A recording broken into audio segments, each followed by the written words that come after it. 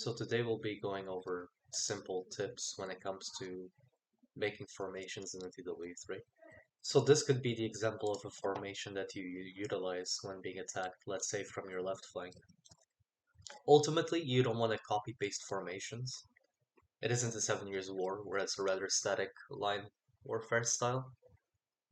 When it comes to the Napoleonic Wars, one of the things you want to watch out for is adaptability and flexibility. So as a result, the main thing you should take out of this formation is brigading and having reserves. So let's go over this bit by bit. Here I've got some skirmishers. Not only are they shielding the right side in case they try to snipe my artillery, they're also accompanied by squareable infantry, which is preferable though not required. So in case they do get charged down by cavalry, you've got squares and support nearby to scare off the cavalry and possibly even save your skirmishers. And you've got some infantry on the right sides to be able to not just completely abandon your right side even though you're being attacked from your left.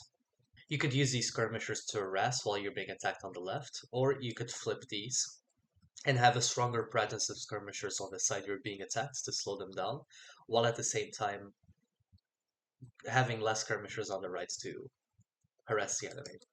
When it comes to the artillery, not only is it being defended by infantry nearby, once again, right having a screen, it opens up avenues to shoot at the left where your army is being attacked. Simultaneously, the left is also where it has not only the most reserves, but also the strongest reserves, in case you'd like to do a counterattack. In the case of you having more cavalry, and the reason why brigading is so important is if you shift these units, you could form gaps in your formation to utilize cavalry for. The thing about gaps in your formation, they're not as bad as they seem because there's space taken up by implied movement. For example, if the enemy was to rush a unit in here, not only is he getting charged by cavalry, he has these units to contend with, and you have a bunch of reserves to counterattack. So in a sense, that space, despite having no men, is taken up, because it would be a bad idea for the enemy to go in there, no matter what. Even if he were to send cavalry in to try to exploit that space, once again, not only have you got a bunch of reserves, and if you'd like, you can even... I prefer having squares in reserve, but you could swap this and have the squares in the front, right? Not only do you have these squares nearby if the enemy were to send cavalry in, you have a bunch of reserves and cav of your own to counterattack. Once again, space taken up by implied movements. Gaps in your formation are not a bad thing.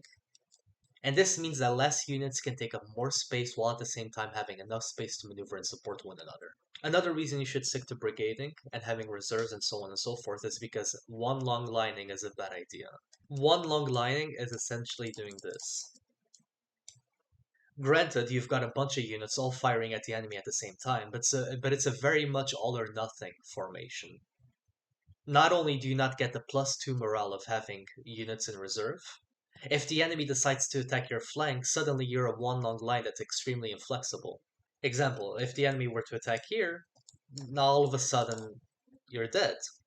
While if you weren't to one long line, if you could see the enemy attacking here, you could pull these units back, you could pull these units here, you could start shifting here, and you could start shifting here. Yes, these units at the front are going to take a lot more damage in the beginning phases, but you want to stop the enemy momentum.